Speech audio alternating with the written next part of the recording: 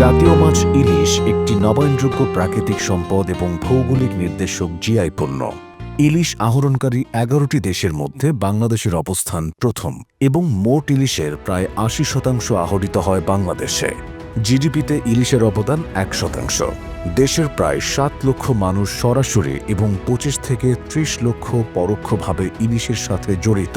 ইলিশ সামুদ্রিক মাছ হলেও ডিম ছাড়ার জন্য নদীতে পরিব্রাজন করে।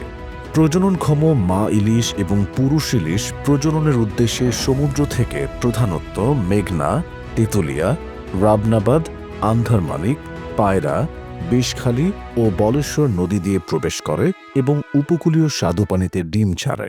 এর মধ্যে মেঘনা ও তেঁতুলিয়া নদী দিয়ে প্রবেশ করে প্রায় ৭০ থেকে ৮০%। প্রজননকালীন ডিম ছাড়ার প্রধান স্থানসমূহের মধ্যে সবচেয়ে গুরুত্বপূর্ণ স্থানের মধ্যে রয়েছে পদ্মা নদীর জাজিরা থেকে ভেদরগঞ্জ উপজেলার অংশ ও পদ্মা ব্রিজের উজানে ২০ কিলোমিটার পর্যন্ত, মেঘনা নদীর হাইমচর, হিজলা ও মেহেন্দিগঞ্জ উপজেলার অংশ, তেঁতুলিয়া নদীর লালমোহন, বোরহানুদ্দিন, দশমিনা, বাউফল উপজেলার মধ্যবর্তী অংশ, মেহেন্দিগঞ্জ ও হিজলা উপজেলার মধ্যবর্তী গজারিয়া নদীর অংশ। এই স্থানগুলোতে সবচেয়ে বেশি মা ইলিশ পাওয়া যায়। এর ফলে এই স্থানসমূহে মা ইলিশ অভিযানে সবচেয়ে বেশি ঝুঁকিপূর্ণ হয়। প্রজননকালীন মা ইলিশ সংরক্ষণ অভিযান কার্যক্রম বাস্তবায়নে পরিচালিত অভিযান সফল করতে প্রয়োজন স্থানীয় জনপ্রতিনিধি ও সংশ্লিষ্ট সকল স্টেক হোল্ডারদের সচেতনতা বৃদ্ধি করা। মাছঘাট, জেলেপল্লী, বাজারসহ জনবহুল স্থানে মা ইলিশ সংরক্ষণে পর্যাপ্ত জনসচেতনতা সভার আয়োজন করা। নদীর প্রবেশমুখে নদী খালের সংযোগস্থলে ২৪ ঘণ্টা টহলের ব্যবস্থা করা, যাতে জেলেরা জাল ও নৌকা নিয়ে নদীতে প্রবেশ করতে না পারে। মাছঘাটে ফিশিং বোট আটকিয়ে রাখার ব্যবস্থা করা। প্রতিটি জোবা অর্থাৎ মাছ ধরার উপযুক্ত সময় শুরু হওয়ার ২ ঘণ্টা আগে মাছ ধরার স্থানে অভিযান টিম উপস্থিত থাকা এবং জোবা শেষ হওয়ার পর ফেরত আসা, যাতে জেলেরা জাল ফেলতে না পারে। মা ইলিশ সংরক্ষণ কার্যক্রম ২০২৫ বাস্তবায়নকালে পর্যবেক্ষণে দেখা যায় যে প্রজননক্ষম ইলিশের গড় আকার আশঙ্কাজনকভাবে ছোট। প্রায় ৮০% মা ইলিশই ছিল ২০০ থেকে ৩৫০ গ্রাম ওজনের মধ্যে। পদ্মা নদীর উজানে বিগত বছরের তুলনায় এবছর মা ইলিশের প্রাপ্যতা অনেক বেশি ছিল। প্রাকৃতিক ও মনুষ্য সৃষ্টির নানাবিধ কারণে ইলিশের স্থায়িত্বশীল উৎপাদন আজ হুমকির মুখে।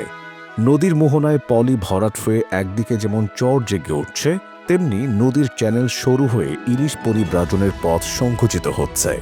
নদীর উজানে বাঁধ ও অবকাঠামো স্থাপন এবং পলিবাহিত হওয়ার কারণে শুকনো মৌসুমে নদী ও নদীর শাখা প্রশাখায় পানির প্রবাহ কমে যাওয়া ও চর জেগে উঠছে। ইলিশের অতি আহরণ এবং অবৈধ আহরণ, নদী ও সমুদ্র দূষণের ফলেও ইলিশের স্থায়িত্বশীল উৎপাদন আজ হুমকির মুখে। জাটকার স্কুল ফর্মে একত্রিত হওয়ার প্রধান স্থানসমূহের মধ্যে রয়েছে মেঘনা নদীর চাঁদপুর সদর ও হাইমচর উপজেলার অংশ, পদ্মা নদীর পদ্মা ব্রিজ থেকে উজানে ২০ কিলোমিটার এলাকা, তেঁতুলিয়া নদীর লালমোহন থেকে মেহেন্দিগঞ্জ উপজেলার শ্রীপুর পর্যন্ত এবং মেহেন্দিগঞ্জ, হিজলা ও বরিশাল সদর উপজেলার মধ্যবর্তী গজারিয়া নদীর বাগরজা ও মালদ্বীপ চর। মা ইলিশ সংরক্ষণ অভিযান পরবর্তী করণীয়: জানুয়ারির দ্বিতীয় সপ্তাহ থেকে মে মাসের প্রথম সপ্তাহ পর্যন্ত পদ্মা, মেঘনা, তেঁতুলিয়া, গজারিয়া নদীর গুরুত্বপূর্ণ স্থানগুলোতে প্রতিদিন দিনে ও রাতে অভিযান করা এবং ২৪ ঘণ্টা পাহারার ব্যবস্থা করা, যাতে জাটকাসমূহ নির্বিঘ্নে সাগরে যেতে পারে। এছাড়াও মে মাস থেকেই অগভীর সমুদ্রে ৪০ মিটারের কম গভীরতায় জাটকা সংরক্ষণে বিশেষ পদক্ষেপ নেওয়া, বিশেষ করে অবৈধ ট্রোলিং, ছোট ফাঁসের বেহন্দি জাল, ফাঁস জাল ও টং জালের মাধ্যমে যাতে জাটকা ধ্বংস না হয় তা নিশ্চিত করা। সমুদ্র থেকে নদীতে ইলিশের পরিব্রাজনের পথ নির্বিঘ্ন করতে মেঘনা, তেঁতুলিয়া, পায়রা, বিষখালী, বলেশ্বর ও পদ্মা নদীর ডুবোচর ড্রেজিং করে নদীর নাব্যতা বৃদ্ধি করা। নদী ও মোহনায় দূষণ রোধে কার্যকর ব্যবস্থা গ্রহণ, কেননা দূষণের প্রতি রয়েছে ইলিশের অধিক সংবেদনশীলতা। ইলিশ একটি কমন প্রপার্টি রিসোর্স ও উন্মুক্ত জলাশয়ের মাছ। নবায়নযোগ্য হলেও এর উৎপাদন ইচ্ছামতো বা রাতারাতি বাড়ানো যায় না। এর মজুদ একবার কমে গেলে তা পুনরায় বৃদ্ধি করতে অনেক বছর অপেক্ষা করতে হয়। এই জন্য প্রয়োজন দায়িত্বশীল মৎস্য আহরণ ও উন্নত সংরক্ষণ ব্যবস্থা। এই রূপালী ইলিশ শুধু আমাদের খাবারেরই অংশ নয়, এটি আমাদের সংস্কৃতি ও ঐতিহ্যেরও প্রতীক।